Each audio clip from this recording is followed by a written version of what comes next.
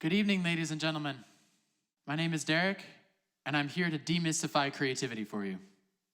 Too often, people treat creativity like it's something people are born with, like it's something that some people have and some people will never possess, that it's something only the painters have, only the musicians have, and if you're not born with it, too bad for you.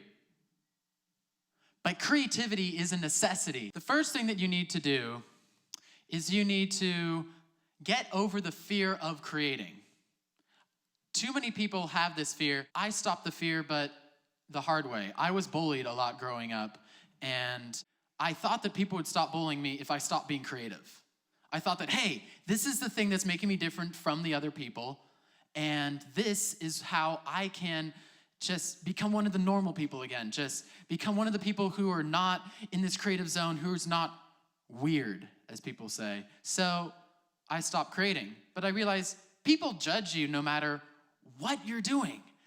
You can be doing the most normal stuff. You can be doing really weird stuff. People are going to judge you no matter whatever you're doing. So eventually I realized, hey, I'm just going to create anyway. You write down the answers to these 3 questions every day for 2 weeks, and it'll radically change your worldview. These questions are: what do I want from the universe? What does the universe want from me?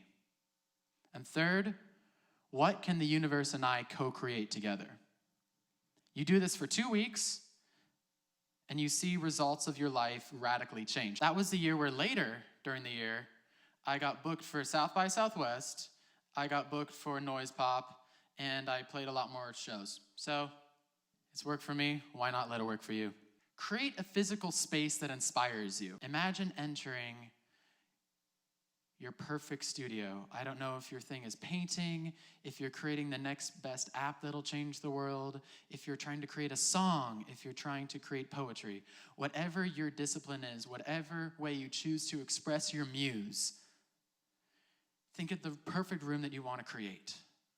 The perfect room that you'd want things to be filled with.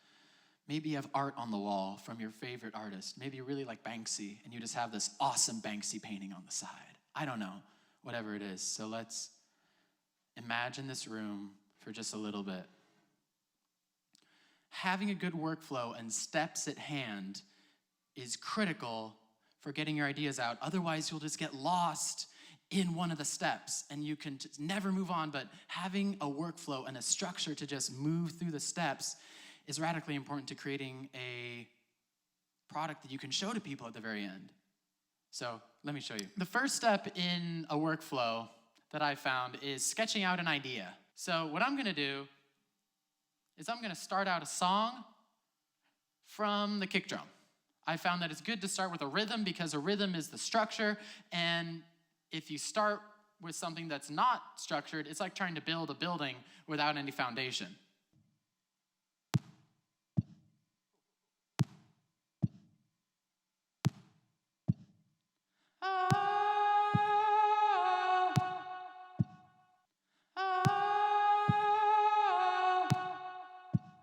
I have a little bit of an arrangement here.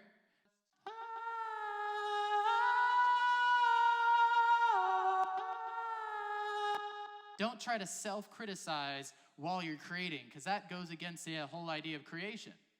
You can't create while not creating. That you kind of just neutralize yourself out. So the idea here is create,